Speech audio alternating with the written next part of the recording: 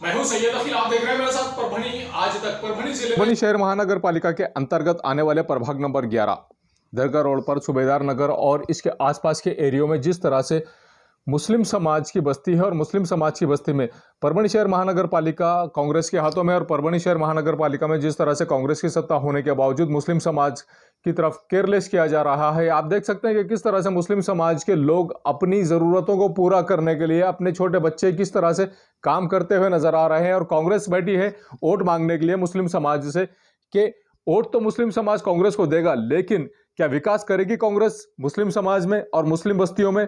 एक सवाल पैदा होता है। पिछले 5 साल पहले से पाथरी के आमदार सुरेश राव जी वरपुड़कर इनके हाथ में, कांग्रेस के हाथ में सत्ता है और सुरेश राव जी वरपुड़कर जिस तरह से इनके वार्ड में पूरी तरह से डेवलपमेंट कर चुके हैं, प्रभाग नंबर 5 में पूरी तरह से डेवलपमेंट कर चुके हैं, लेकिन मुस्लिम समाज, मुस्लिम बस्तियां जहां पर है, इस बस्तियों में निगलेक्ट करते आ रहे हैं। और इसी के चलते आप देख सकते हैं कि किस तरह से मस्जिद को जाने के लिए ये छोटे से बच्चे रास्ता बनाते हुए नजर आ रहे हैं, किस तरह से ये बच्चे काम करते हुए नजर आ रहे हैं। खुद देख सकते हैं परभणी शहर के दरगाह रोड का ये हाल है कि परभणी शहर के दरगाह रोड पे पूरी तरह से 100% मुस्लिम समाज की बस्ती है और मुस्लिम समाज की बस्ती में लोग मस्जिद को जाने के लिए नाले पर से रास्ता किस तरह से तैयार कर रहे हैं। कांग्रेस पूरी तरह से मुस्लिम समाज से वोट लेने के लिए तोखू लगाए हैं और जितने भी मुस्लिम समाज के मुस्लिम ठेकेदार हैं जो कांग्रेस की सत्ता को साथ देते हैं, ऐसे लोगों से भी आह्वान है परभणी आज तक की जानिब से कि कम अज कम जिस तरह से अपनी रोटियां सेक रहे हैं, इन लोगों का भी ख्याल रखें और इन छोटे से बच्चों से सीखें कि जिम्मेदारी क्या होती है। आप देख सकते हैं कि किस तरह से ये लोग काम करते हुए नजर आ रहे हैं। उन लोगों से आह्वान है परभणी आज तक की जानिब से कि जो लोग मुस्लिम समाज के गुत्तेदार, मुस्लिम समाज के कांग्रेस के लीडर जो वोट डालने के लिए कहते हैं, उन लोगों को भी शर्म आनी चाहिए कि कम अज कम अपनी कौम और मिल्लत का तो ख्याल रखें, कम अज कम लोगों के पास जाने के लिए इस बात का तो ख्याल रखें कि वोट मांगना है तो किस तरह से वोट मांगा जाए मुस्लिम समाज से। सवाल ये पैदा होता है कि आने वाले 2022 के महानगर पालिका के इलेक्शन में क्या मुस्लिम समाज कांग्रेस की तरफ राग़िब होगा, अट्रैक्ट होगा? ये तो आने वाला वक्त ही बताएगा। मुस्लिम समाज के लोग किस तरह से, मुस्लिम समाज के नगर सेवक भी गहरी नींद में हैं और कुंभकर्ण की नींद सोए हुए हैं। ये अपने आकाओं को बात करने की हिम्मत तक नहीं रख सकते हैं, इनकी औकात ही नहीं है कि ये अपने आकाओं को ये बता सके कि हमारे समाज में भी फलाह और बहबूदी का काम किया जा सकता है, हमारे भी समाज में विकास का काम किया जा सकता है। परभणी शहर के प्रभाग नंबर 12 का भी यही हाल था। जब तक परभणी आज तक ने ये आवाज़ नहीं उठाई, तब तक परभणी शहर के प्रभाग नंबर 12 में भी काम नहीं हो सका और अभी भी बहुत से एरियो में काम बाकी है।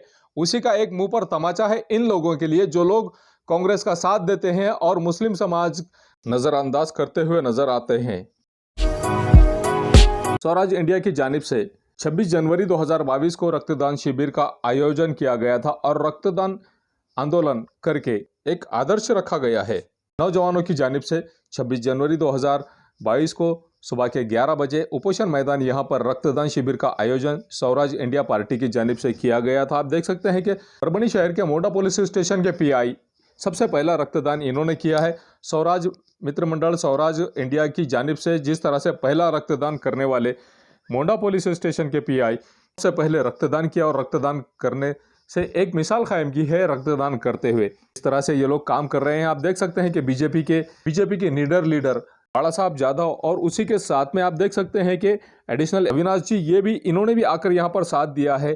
जिस तरह से रक्तदान किया गया है, कोरोना महामारी के चलते रक्तदाताओं को रक्तदान करने के लिए आह्वान हर तरह से किया जा रहा है कि रक्तदान की बहुत ज़रूरत है और रक्तदान जब तक आप करेंगे नहीं तब तक ज़रूरतमंद लोगों को खून की सप्लाई नहीं की जा सकेगी। इसीलिए परभणी शहर में एक मिसाल कायम की स्वराज इंडिया पार्टी की जानिब से इन्होंने जिस तरह से रक्तदान किया है 26 जनवरी 2022 को और 26 जनवरी आज़ादी के दिन एक मिसाल कायम की इन्होंने कि ज़रूरतमंद लोगों को खून तकसीम करने की कोशिश की है।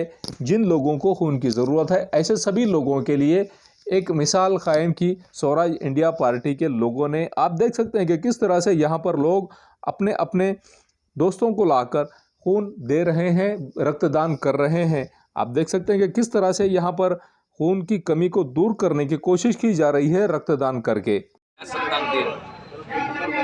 देश भर साजरा होत आहे. 1950 पासून आजपर्यंत मी रघुनाथ हॉलची RCP राहू द्यायची स्वातंत्र्य, समता आणि बंधुता की या कार्यक्रम चालू आहे का? संपला कार्यक्रम? लोकांवरती कार्यक्रम संपला का? भारतीय राज्यघटना कार्यरत झाली आणि सर संपला कार्यक्रम. प्रजासत्ताक दिनाचा आज लोकं नाही येत. 73वा वर्धापन दिन साजरा करताना या ठिकाणी स्वराज इंडियाच्या वतीनं जो रक्तदान कार्यक्रम हा या ठिकाणी आयोजित केलेला आहे. भारतीय प्रजासत्ताकाचं वंशवादी आणि द्वेषावर आधारित विचारसरणीपासून संरक्षण करण्याची वेळ आहे आणि अशा वेळी रक्तदान आयोजित करून या देशासाठी वेगळं बलिदान करण्याची आवश्यकता आहे. हे या ठिकाणी स्वराज इंडियाच्या या रक्तदान कार्यक्रमातून प्रतिपादित केलं जात आहे. परभणी येथे 73व्या प्रजासत्ताक दिनानिमित्त स्वराज इंडिया पक्षामार्फत आज येथे रक्तदान शिबिराचं कार्यक्रम आयोजित करण्यात आलेला आहे.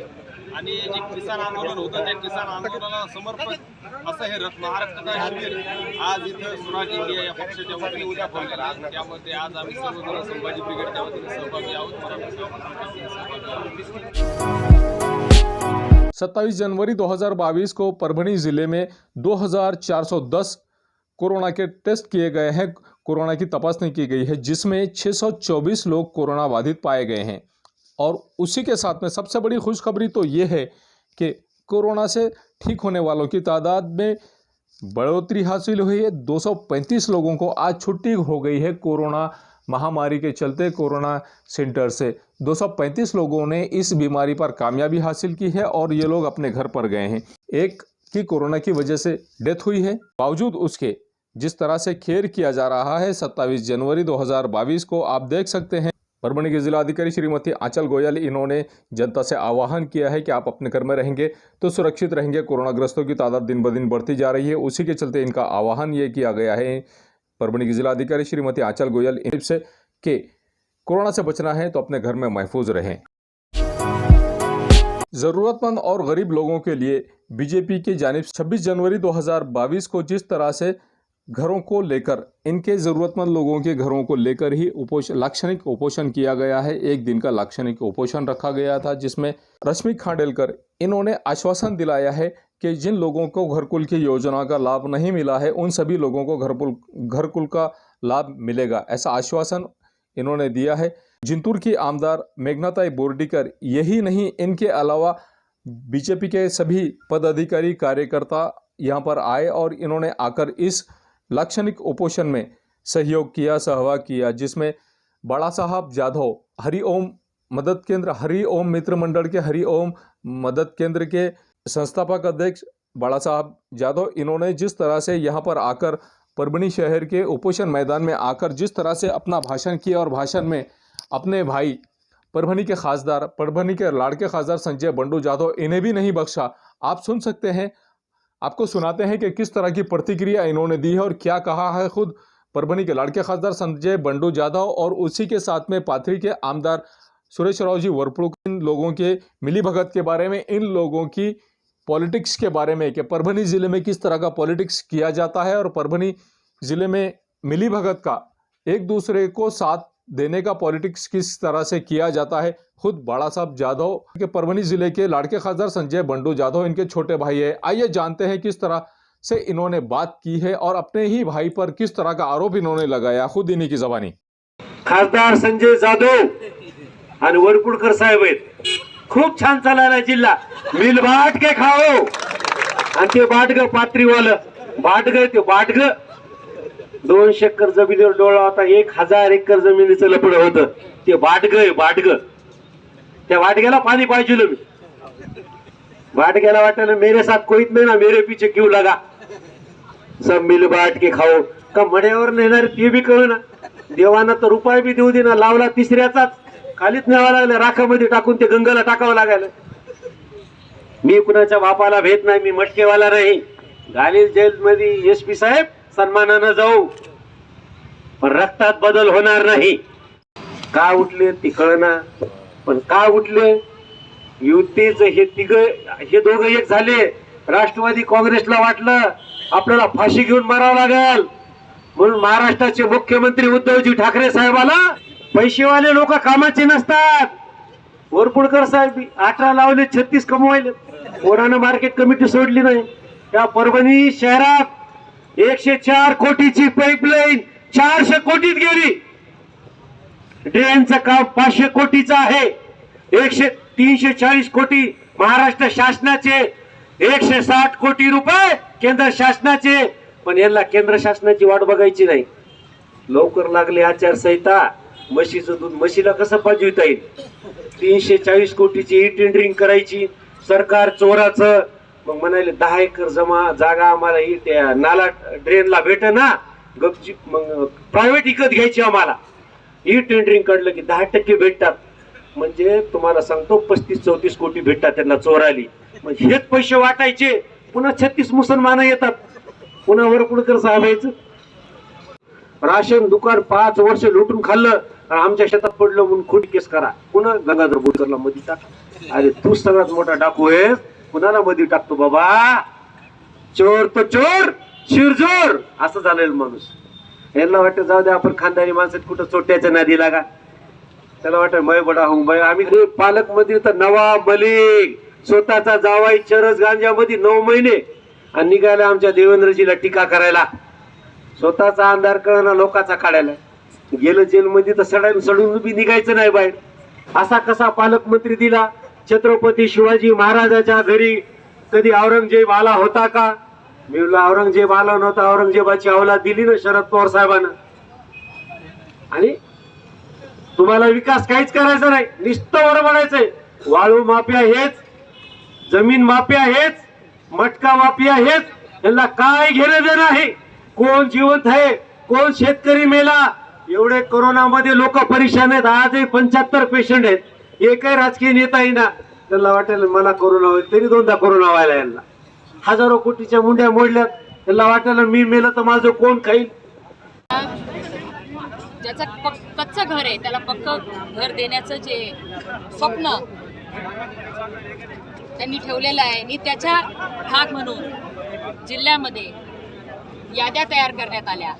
पण त्या याद्यामधून जाणीवपूर्वक ज्या मंडळींना कच्चं घर आहे, ज्या मंडळीला गुंठाभरही जमीन नाही, अशांची नावं त्यातून काढण्यात आली. राजकारण करण्यात आलं. पैशाचा भ्रष्टाचार करण्यात आला आणि केवळ पंचायत समिती आणि जिल्हा परिषदेच्याच गलथान कारभारामुळे आज पात्र लाभार्थी ह्या आवास योजनेच्या पंतप्रधान आवास योजनेपासून वंचित राहणार आहेत. हे जेव्हा गावागावात फिरल्यानंतर आमच्या निदर्शनास आलं, त्यानंतर आम्ही उपोषणाचा निर्णय केला आणि आज उपोषण ठिकाणी बसलेलो आहोत. आणि जिल्हाभरातून 40 गावांमधून आतापर्यंत उपोषण करण्यात आलेले आहे. पण तरी देखील जिल्हा परिषदेचा कुठलाच अधिकारी की का उपोषणाला बसले, नुसतं उठवण्यापुरतं जातात. पण त्यामागचं खरं कारण काय आहे, खरंच पात्र लाभार्थी वंचित राहिलेले आहेत काही, ह्याची दखल सुद्धा घेतलेली नाही, ह्याची चौकशी केलेली नाही. म्हणून जिल्हा परिषदचे जे काही कर्मचारी आहेत, अधिकारी आहेत पंचायत समितीचे, ते राष्ट्रवादीचे सालगडी असल्यासारखं काम करत आहेत. त्या सगळ्यांना मी इशारा देऊ इच्छिते की प्रत्येक ज्याच्या दुर्लक्षामुळे आज पात्र लाभार्थी वंचित राहिलेले आहेत, त्या सगळ्यांना ह्याचा जाब आम्ही विचारणार आहेत आणि याची शिक्षा निश्चितच मिळणार. हमारे परभणी आज तक के कार्यकारी संपादक बाबरुद्दीन सिद्दीकी, 24/7 माझा महाराष्ट्र न्यूज चैनल के कार्यकारी संपादक सत्तार खान पठान, परभणी टुडे के कार्यकारी संपादक रियाज कुरैशी, उन्हें मिलकर मैं हूं सैयद अकील। आप हमारे चैनल को सब्सक्राइब करें। सब्सक्राइब करने के बाद बेल आइकन का बटन जरूर दबाएं। उसी के साथ आप हमारे चैनल को लाइक करें, शेयर करें और कमेंट करना ना भूलें। आप हमें Facebook, Twitter, Instagram, Telegram, WhatsApp और यूट्यूब पर भी फॉलो कर सकते हैं। आपको हमारी न्यूज किस तरह से लग रही है, हमने किस तरह का संशोधन करना चाहिए और किस तरह से हमने हमारी न्यूज में डेवलपमेंट करना चाहिए, इस बारे में आप हमें कमेंट्स जरूर करें। मुझे दीजिए इजाजत। जय हिंद। क्वालिटी की तलाश यहाँ खत्म। किंग ऑफ बेल्ट्स, शनिवार बाजार के पास, Nanalpeth corner, Parbhani. Ladies purse, school bag, original leather belt, कमर belt, wallet, body spray, perfume और भी बहुत कुछ। एक बार जरूर आए। किंग ऑफ बेल्ट शनिवार बाजार नानलपेट कॉर्नर परभणी। परभणी शहर में अगर आपको किसी भी तरह के प्रोग्राम करना हो तो फिक्र ना करें। फा फंक्शन हॉल दरगाह के सामने हजरत सैयद शाह तुराबुल हक दरगाह के पास परभणी।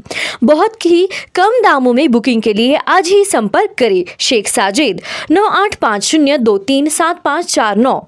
इसी के साथ शेख फाजिद 9970463928। आपके घर में शादी हो या जुमागी छिल्ला हो या कुछ और, फा फंक्शन हॉल आपके लिए एक बार जरूर आए। मिर्जा मेस सुबेदार नगर डिपो के पास परभणी। अगर आप परभणी शहर में रहते हैं और घर के खाने का लुत्फ लेना है तो संपर्क जरूर करें मिर्जा में सुबेदार नगर डिपो के पास परभणी। घर पहुंच सेवा खाने के टिफिन के लिए जरूर संपर्क करें। मोबाइल क्रमांक 8830266947। SBS इंग्लिश स्पीकिंग क्लासेस मासूम कॉलोनी दरगाह रोड परभणी। अगर आप घर बैठे इंग्लिश में बात करना सीखना है तो आज ही कांटेक्ट करें SBS English speaking classes. Mobile number 9823797828। महबूब पार्क फंक्शन हॉल मनसब नगर जाम पारवा गेट दरगाह रोड परभणी। शादी हो या एंगेजमेंट, चिल्ला हो या जुमागी, मीटिंग हो या फिर कुछ और, परभणी में तो भैया सिर्फ एक ही नाम, महबूब पार्क फंक्शन हॉल मनसब नगर जाम पारवा गेट दरगाह रोड परभणी। बुकिंग शुरू है। Mobile number 9960569383 8421903333। इसके साथ ही 9822829035। हाजी महबूब अंसारी। याद रहे, आप हर तरह के प्रोग्राम हमारे फंक्शन हॉल में मनाएं।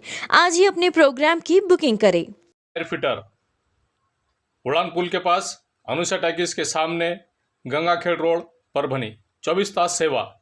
अगर आपकी गाड़ी किसी भी जगह पर परभणी शहर के किसी की भी जगह पर पंचर हो रही है तो आप टेंशन ना लें, ये नंबर पर फ़ोन करें। 24 घंटे सेवा उपलब्ध है। सैयद शकील, सैयद इस्माइल, संपर्क जरूर करें।